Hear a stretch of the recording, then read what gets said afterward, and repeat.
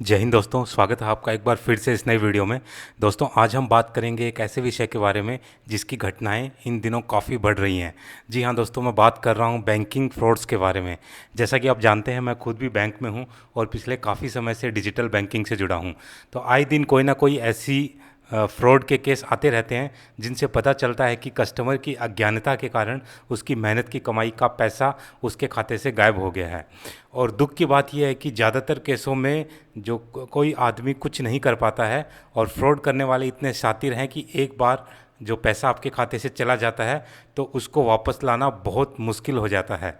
दोस्तों, इन फ्रॉड से अपने पैसों को बचाने का सिर्फ एक ही तरीका है और वो है कि आप उन सभी फ्रॉड्स के बारे में जानकार हों जिससे कि आप अपना नुकसान होने से बचा सकें। दोस्तों, आज के इस वीडियो में हम बात करेंगे उन सभी फ्रॉड्स के बारे में जो कि आमतौर पर इस्तेमाल किए जाते हैं। दोस्तों, मेरा विश्वास है कि अगर आपने इस वीडियो को ध्यान से देखा और समझा तो काफ़ी हद तक आप अपने आप को सेफ कर सकते हैं। हो सकता है कि आप में से कुछ लोग इसके बारे में अवेयर हों, जो कि एक अच्छी बात है, लेकिन आप अपने दोस्तों, फैमिली, बच्चों व रिलेटिव्स को इस वीडियो के जरिए अवेयर कर सकते हैं। दोस्तों, इसी प्रकार के नॉलेज और अवेयरनेस वाले वीडियोस के लिए सब्सक्राइब का बटन दबाएं और बेल आइकन प्रेस करके ऑल का बटन दबाएं। दोस्तों, सबसे पहले बात करते हैं फ्रॉड जो कि लेटेस्ट न्यूज़ को यूज़ करके किए जाते हैं। जैसे आजकल आपने देखा होगा ईएमआई डेफर की जा रही हैं। आरबीआई ने निर्देश दिया है सभी बैंकों को कि जिनकी भी लोन की ईएमआई चल रही है उसको आगे किया जाए, या जिनकी ईएमआई कट चुकी है तो उनको ईएमआई वापस की जाए। तो ये जो फ्रॉडस्टर हैं ये बैंक के अधिकारी बन के बात करते हैं और बोलते हैं कि अगर आपकी जो ईएमआई कट चुकी है वो पैसा आपको वापस चाहिए या आने वाली ईएमआई को आपको आगे करना है तो आप ये ओटीपी हमारे साथ शेयर करें। दोस्तों, ऐसा कभी मत कीजिए, क्योंकि मैं खुद बैंक में हूँ। बैंक किसी भी कस्टमर को ईएमआई डेफर कराने के लिए या रिटर्न करने के लिए कभी भी ओटीपी नहीं भेजता।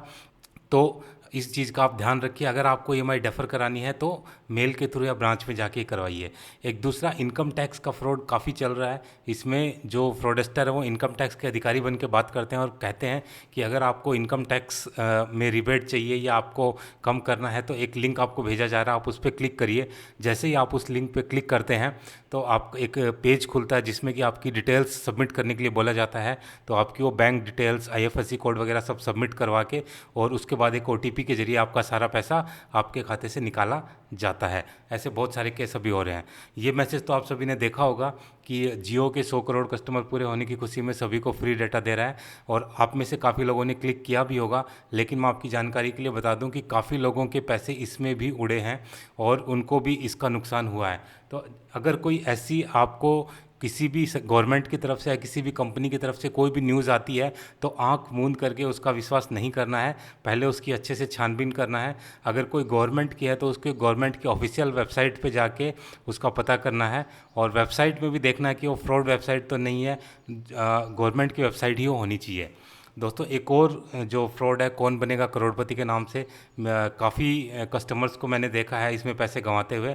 या आपके पास एक मैसेज आता है या फिर कॉल आता है तो उसमें बोला जाता है कि आपकी लॉटरी लग गई है, कौन बनेगा करोड़पति में आप सेलेक्ट हो गए हैं। तो पहले मैं आपको क्लिप सुनवा देता हूँ जो कि इसमें जो ये मैसेज भेजा जाता है। तो ये सुनिए क्लिप। तो माय डियर नमस्कार। माय डियर केबीसी कौन बनेगा महा करोड़पति की ओर से बात कर रहा हूँ। कस्टमर केयर से कस्टमर ऑफिसर विजय कुमार बात कर रहा हूँ, बम्बई कॉल सेंटर से, केबीसी के मेन हेड ऑफिस से।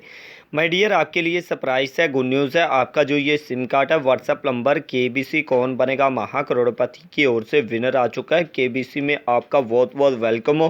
केबीसी महा करोड़पति की ओर से आपका 25 लाख रुपए का लॉटरी लगा है। Congratulation my dear. 25 लाख रुपए का लॉटरी आपका इस तरीके से लगा। लॉटरी आपने ना तो कोई खेला है, ना खरीदा है, ना कोई अप्लाई किया है। ये Jio, Airtel, Voda, Uninor, VSNL, Tata Docomo और केबीसी महा करोड़पति ने मिलकर एक लकी ड्रॉ खेला था। उस लकी ड्रॉ के जरिए 25 लाख रुपए के विजेता मालिक बने हैं। ये लॉटरी आपने ना तो कोई खेली थी, ना खरीदी थी, ना कोई अप्लाई की थी। तमाम कंपनियों ने पार्टिसिपेट किया था। पार्टिसिपेट के थ्रू 25 लाख रुपए के मालिक बने। ये 25 लाख रुपए की राशि आपकी SBI, state bank of India, bank manager Rana Pratap Singh के पास पहुंच चुकी है। बैंक मैनेजर राणा प्रताप सिंह का व्हाट्सएप नंबर और आपका लॉटरी नंबर मैंने आपकी फाइल के ऊपर लिखकर सेंड कर दी है। तमाम मालूमात लिखी हुई है। जो बैंक मैनेजर का नंबर लिखा हुआ है, इस नंबर का आपने व्हाट्सएप निकालना। व्हाट्सएप निकालकर व्हाट्सएप के जरिए कॉल करना है। कॉल करके कहना है मैं केबीसी केबीसी का विनर बात कर रहा हूँ। बैंक मैनेजर को आपको व्हाट्सएप के ज़रिए कॉल करना है, सादा कॉल नहीं लगेगा। जैसे आप व्हाट्सएप के ज़रिए कॉल करते हैं वो आपसे आपका लॉटरी नंबर पूछेंगे, जो नीचे 4 अंकों का लॉटरी नंबर लिखा हुआ है, लॉटरी नंबर आपने बता देना है और अपना पैसा कैश करना। Very very congratulation. व्हाट्सएप के ज़रिए कॉल करें, लॉटरी नंबर बताकर अपनी अमाउंट हासिल करें। आपको और आपके परिवार को बहुत बहुत बधाई हो। केबीसी में वेलकम हो। 25 लाख रुपए आप विजेता विनर बन चुके हैं। थैंक यू, धन्यवाद। और जैसे ही आप उसके व्हाट्सएप नंबर पे कॉल करते हैं तो आगे से वो आपके डॉक्यूमेंटेशन की फ़ीस मांगते हैं, और कई लोग इसमें 20,000, 25,000, 50,000 तक रुपया भेज चुके हैं, ताकि उनको क्या लालच रहता है कि मेरे इतने पैसे आएंगे। दोस्तों, कुछ एटीएम से रिलेटेड फ्रॉड भी होते हैं। जैसे आप किसी भी एटीएम में जाएं जहां पर कि गार्ड वगैरह कम रहते हैं, तो वहां पर पैनल को ज़रूर टच करके देखें, क्योंकि कई लोग डुप्लीकेट पैनल बना के रखते हैं और उसमें आपके कार्ड की सारी इन्फॉर्मेशन रिकॉर्ड हो जाती है और ऊपर कैमरे में आपका पिन नंबर वो देख लेते हैं, तो इससे आपका कार्ड को क्लोन होने का खतरा है। तो इसलिए ज़्यादातर कोशिश करें कि जो ब्रांच के नज़दीक एटीएम है आप उन्हीं पे अपना कैश निकालें, क्योंकि उधर ब्रांच के अधिकारी विजिट करते रहते हैं। दूसरा है कि कार्ड रिप्लेसमेंट का काफ़ी फ्रॉड होते हैं।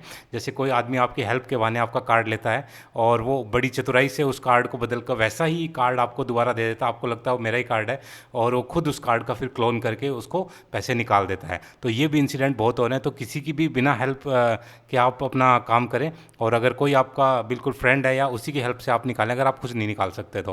कार्ड स्वैपिंग का भी काफ़ी फ्रॉड चल रहे हैं। एटीएम में आपको उस हेल्प के बहाने कार्ड लिया जाता है और तुरंत 1 सेकंड के अंदर उसको एक मशीन में स्वैप किया जाता है, और उस मशीन के जरिए फिर आपका कार्ड को क्लोन किया जाता है, एक दूसरा एटीएम कार्ड बनाया जाता है और उससे आपके पैसे निकाले जाते हैं। ऐसे बहुत सारे केस आजकल बैंकों में हो रहे हैं। तो अपना कार्ड किसी को भी 1 सेकंड के लिए भी मत दीजिए। और कॉल करके भी आपके से एटीएम की डिटेल पूछी जाती है, बोला जाता है कि आपका एटीएम ब्लॉक होने वाला है या आपको एक नया एटीएम इशू कर रहे हैं, तो आप अपने एटीएम की डिटेल बता दीजिए। तो ऐसी कोई भी डिटेल आपको नहीं बतानी है एटीएम के बारे में, क्योंकि एटीएम आपके अकाउंट की चाबी है। अगर आपने उसको अकाउंट एटीएम की डिटेल किसी को दे दिया तो समझ लो आपने अपने अकाउंट की चाबी किसी को दे दी है। दोस्तों, ईमेल के जरिए भी काफ़ी फ्रॉड होते हैं। ईमेल के जरिए कुछ एक लेटर भेजे जाते हैं लॉटरी के, या आपने अगर किसी नौकरी के लिए कहीं पर अप्लाई कर रखा तो वहाँ से जवाब आता है कि आपको ये जॉब ऑफर किया जा रहा है, इसके लिए आपको इतने पैसे जमा कराने हैं। तो आपको कहीं भी उसका कोई रिप्लाई देने की ज़रूरत नहीं है, क्योंकि बहुत सारे मेल आ रखे हैं। ये रैंडमली मेल भेजते हैं और जो कोई भी इसमें फंस जाता है उसका ये पैसा साफ़ कर देते हैं। दोस्तों, आप में से बहुत सारे लोग गूगल पे यूज़ करते होंगे, मैं भी यूज़ करता हूँ। काफ़ी अच्छा ऐप है मनी ट्रांसफ़र के लिए, लेकिन अगर आप इसको सावधानी से यूज़ ना करें तो इससे भी आपके पैसे बहुत सारे उड़ने की संभावना है। और मैं काफ़ी मात्रा में ये केसेस देखता हूँ जिनमें कि गूगल पे के थ्रू पैसा जाता है। इनमें कुछ एक मैं आपको बताता हूँ। जैसे आपके पास मैसेज आएगा कोई रिलेटिव बन के कि मैं आपको पैसा भेज रहा हूँ, आप फ़लाना आदमी को वो पैसा भेज दीजिए। तो जैसे आप देखेंगे उसमें आपको एक मैसेज आएगा और उसमें लिखा रहेगा कि आपके अकाउंट क्रेडिट हो चुका है 20,000 30,000 से, और नीचे लिंक दिया रहेगा। तो वो आपको लिंक दबाएगा, जैसे आप लिंक दबाएंगे गूगल पे लेके जाएगा और आपका गूगल पे उसके मोबाइल में खुलने लग जाएगा, और फिर उस गूगल पे के थ्रू वो कुछ भी पैसा ट्रांसफ़र कर सकता है। कई बार गूगल पे को ओपन करके आपका एटीएम का स्कैन करने के लिए बोला जाता है, तो उसमें आपको कोई इन्फॉर्मेशन नहीं मांगी जाती है, सिर्फ आप एटीएम स्कैन करेंगे तो आपकी सारी इन्फॉर्मेशन ऑटोमेटिक उसके पास चली जाती है। और इस तरह भी बहुत सारे कस्टमरों के पैसे इसमें गूगल पे के थ्रू गायब हुए हैं। तो जब भी आप गूगल पे यूज़ करें तो ये ध्यान रखें कि कोई भी लिंक आपको जब भी खोलने के लिए बोला जाता है, और किसी भी फ़ोन कॉल के ज़रिए आप गूगल पे आपको खोलने के लिए बोला जाता है, तो बिल्कुल मत खोलिए। और जैसे ही, क्योंकि कोई भी साइट है या कोई भी मैसेज है, जैसे आप उसमें गूगल पे में क्लिक करते हैं तो जैसे रिमोट कनेक्शन होता है, तो आपका गूगल पे को वो अपने फ़ोन से हैंडल कर सकता है और आपके गूगल पे के थ्रू ट्रांजेक्शन कर सकता है। तो इसलिए इस चीज़ का आप हमेशा ध्यान रखिए कि किसी भी कीमत पर, चाहे किसी का कॉल हो या किसी का मैसेज हो, किसी का लिंक हो, कभी भी आपको अपने मोबाइल के ऊपर कॉल के दौरान गूगल पे को ऑन नहीं करना है, तो आप बिल्कुल सेफ रहेंगे। दोस्तों, चेक से संबंधित भी काफ़ी फ्रॉड होते हैं बैंकों में। तो चेक काटते समय आपको ध्यान रखना है कुछ एक चीज़ों का। जैसे आपको अगर अकाउंट पे ही किसी के खाते में पैसा जाना है तो आप सिर्फ लिखिए मत, बल्कि डबल लाइन से उसको क्रॉस कीजिए, और जहाँ पर पे लिखा रहता है उसके जस्ट सामने ही आपको कोई चीज़ लिखनी है, या फिर जहाँ पर रुपीज़ लिखा रहता है उसके सामने ही अमाउंट लिखना है। कोई भी उसमें जगह नहीं छोड़नी है, क्योंकि 3000 को 93,000 बनाने में कोई ज़्यादा टाइम नहीं लगता है। उसी राइटिंग से, उसी पेन से आसानी से उसको ज़्यादा अमाउंट करके दिया जा सकता है। लेकिन अगर रुपीज़ उसके जस्ट बाद आप लिखोगे और जैसे आपने अमाउंट लिखा उसके आगे लाइन अगर खींच दोगे आप तो कहीं भी कोई वो गुंजाइश नहीं रह जाएगी और उसमें ऐड करने की। तो ये चीज़ आपको ध्यान रखनी है। दोस्तों हम काफ़ी चीज़ों की हेल्प के लिए गूगल की हेल्प लेते हैं। तो जैसे हम गूगल खोलते हैं बहुत सारी वेबसाइट हमको दिखाई देती हैं और हम उनमें से किसी भी वेबसाइट पे क्लिक करके हेल्प मांग लेते हैं या कस्टमर केयर से कॉल करके उसमें हेल्प मांग लेते हैं। लेकिन उसमें भी बहुत सारी वेबसाइट फ्रॉड वेबसाइट रहती हैं जो कि आपको लूटने के लिए बैठी हुई हैं। तो आपको क्या करना है, जब भी आप वेबसाइट खोलें आपको देखना है कि वह सिक्योर है या नहीं है। तो अगर उसका ऊपर जो जब वेबसाइट खुलती है तो उसमें अगर HTTPS ये अगर कटा हुआ है तो आपको उसको नहीं खोलना है।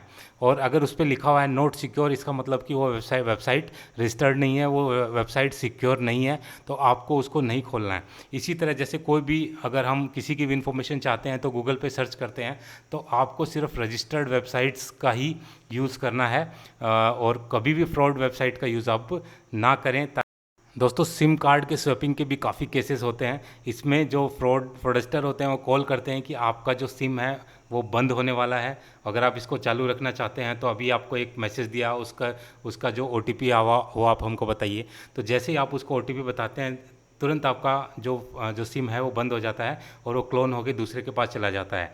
तो अगर वो सिम आपका किसी मोबाइल बैंकिंग अकाउंट से जुड़ा है या किसी गूगल पे से जुड़ा है, फ़ोन पे से जुड़ा है या किसी अन्य जो जिससे अपन ट्रांजेक्शन करते हैं उससे जुड़ा है, तो उसके थ्रू वो आसानी से उससे ट्रांजेक्शन कर सकता है। काफ़ी लोगों के पैसे इसमें गए हैं। तो जैसे अगर आपके पास कोई कॉल आता है कि आपका सिम बंद हो गया है तो आप उसको सीधा बोलिए कि ठीक है मेरा सिम आप बंद कर दीजिए, मैं बाद में चालू करवा लूँगा। क्योंकि अगर जैसे आपका सिम बंद हुआ उससे लेकर के आप कंपनी में जाके उसको दोबारा से बंद करवाते हैं तो उस बीच में आपका काफ़ी टाइम निकल जाता है और इतने टाइम में जो फ्रॉडस्टर है वो अपना काम कर लेते हैं। तो इस चीज़ का आपको पता होना चाहिए कि सिम बंद के नाम से कोई भी आपको कॉल आए तो उसको आपको रिप्लाई नहीं करना है। दोस्तों इसके अलावा भी काफ़ी तरह के जो फ्रॉड्स हैं वो होते हैं, तो मैं समय समय पर आपको इसकी जानकारी देता रहूँगा। लेकिन मेन क्वेश्चन ये है कि ये इन सारे फ्रॉड से बचा कैसे जाए। तो आप में से काफ़ी लोगों को पता होगा, लेकिन फिर भी मैं आपको एक बार रिपीट कर देता हूँ। कुछ एक चीज़ें हो सकता है आपको ना पता हो, तो हम वन बाय वन देखते हैं कि हम कौन कौन से काम करने चाहिए जिससे कि हम ये फ्रॉड से बच सकें। सबसे पहले कि आपको अपना OTP किसी के साथ शेयर नहीं करना है। OTP का मतलब ही यह होता है कि वह सिर्फ आपके लिए होता है और आप ही उसको यूज़ करो। अगर आपको फ़ोन में OTP आता है तो आपको कभी भी किसी को भी उसको यूज़ नहीं करना है, ना ही कोई ऐसे लिंक के ऊपर क्लिक करना है जो कि अननोन हो। तो जैसे ही आप OTP शेयर करते हो वो प्रोफेशनल लोग क्या है तुरंत ही आपका पैसा आपके खाते से उड़ा देते हैं। तो इसलिए हमेशा आप OTP शेयर करने से बचें। दूसरा दोस्तों, जब भी आपके पास कोई अननोन कॉल आता है आपको हमेशा सतर्कता से उससे बात करनी चाहिए, क्योंकि ज़्यादातर जो फ्रॉड होते हैं वो अननोन कॉल से ही आते हैं। और जब भी आप अननोन कॉल अटेंड करें तो आपके दिमाग में ये बात रहनी चाहिए कि ये फ्रॉड हो सकता है, ठीक है। तो आप अपनी जो इन्फॉर्मेशन है वो उसको कभी ना दें। आप अपनी सारी इन्फॉर्मेशन सेफ़ रखें। अभी तक आपने सुना होगा कि खाली हम OTP या अपने ATM की डिटेल सेफ़ रखें, लेकिन मैं आपसे बोलूँगा कि आप अपने जितने भी पासबुक हैं, आधार कार्ड है, पैन कार्ड है और जितने भी चेक बुक्स वगैरह हैं, यानी कि कोई भी इन्फॉर्मेशन आप किसी भी साइट के ऊपर ना डालें और ना ही किसी को बताएं। और जब भी आप बैंक में विज़िट करते हैं, किसी दूसरे ऑफिस में विज़िट करते हैं, तो इस चीज़ का ध्यान रखें कि आपकी जो इन्फॉर्मेशन है वो किसी दूसरी जगह ना जाए। कहीं पर भी जहाँ पर ज़रूरी नहीं है वहाँ पर रजिस्टर में अपना मोबाइल नंबर ना लिखें और ना ही अपना एड्रेस और नाम लिखें, क्योंकि ये उसी डेटा को यूज़ करके बहुत सारा गलत काम कर सकते हैं। और बैंकिंग के लिए आप जो अपने बैंक का रजिस्टर्ड जो मोबाइल बैंकिंग ऐप है आप उसी को यूज़ करें। आप कोई भी ऐप को यूज़ ना करें। जैसे मार्केट में बहुत सारे मनी ट्रांसफ़र के ऐप चले हुए हैं जो कि बड़ी इजीली तरीके से आपकी मनी ट्रांसफ़र हो जाती है। जो बैंकिंग के ऐप होते हैं थोड़ा मुश्किल होते हैं सीखने में, लेकिन वो बिल्कुल सेफ़ होते हैं। उनको इसी हिसाब से डिज़ाइन किया जाता है कि आपकी सिक्योरिटी एकदम सही रहे और वो आप हमेशा सिक्योरिटी प्रूफ रहें। तो हमेशा अपने बैंक के जो रजिस्टर्ड मोबाइल ऐप हैं उन्हीं का यूज़ करें और कोई भी ऐसे ऐप का यूज़ ना करें जो कि किसी बाहरी कंट्री का है या जिसका कंट्रोल हमारे पास नहीं है। दूसरा, अगर आपके ये सब सावधानी बरतने के बाद भी अगर आपके खाते से पैसे निकल जाते हैं या फ्रॉड हो जाता है और बैंक में अगर कोई आपको सही से रिस्पॉन्स नहीं देता है, तो आप जो नेशनल कंज्यूमर हेल्पलाइन है उसका यूज़ कर सकते हैं। तो ये साइट है, इस पे जाके आप अपना मोबाइल अपनी जो कंप्लेंट है उसको रजिस्टर करवा सकते हैं। और अगर आप इसको रजिस्टर करने में असमर्थ हैं तो इसके ऊपर जो टोल फ्री नंबर लिख रखा है, आप इसके ऊपर कॉल करके भी अपनी जो भी कंप्लेंट है उसको रजिस्टर करवा सकते हैं। क्योंकि ये जो गवर्नमेंट ऑफ इंडिया का साइट है तो इस पर आपको ज़रूर अच्छा रिस्पॉन्स मिलेगा। दोस्तों इसके अलावा भी काफ़ी चीज़ें हैं जो मैं बताना चाहता हूँ, लेकिन एक वीडियो में सारी चीज़ें कवर कर पाना मुश्किल है। तो अगर ये वीडियो आपको अच्छा लगा तो इसको लाइक कीजिए और सब्सक्राइब का बटन दबाइए, ताकि ऐसे ही यूज़फुल इन्फॉर्मेटिव वीडियो आपके मोबाइल हैंडसेट तक पहुँचते रहें। आज के लिए बस इतना ही। वीडियो में बने रहने के लिए आप सभी का धन्यवाद। आपका दिन शुभ हो। जय हिंद, जय भारत।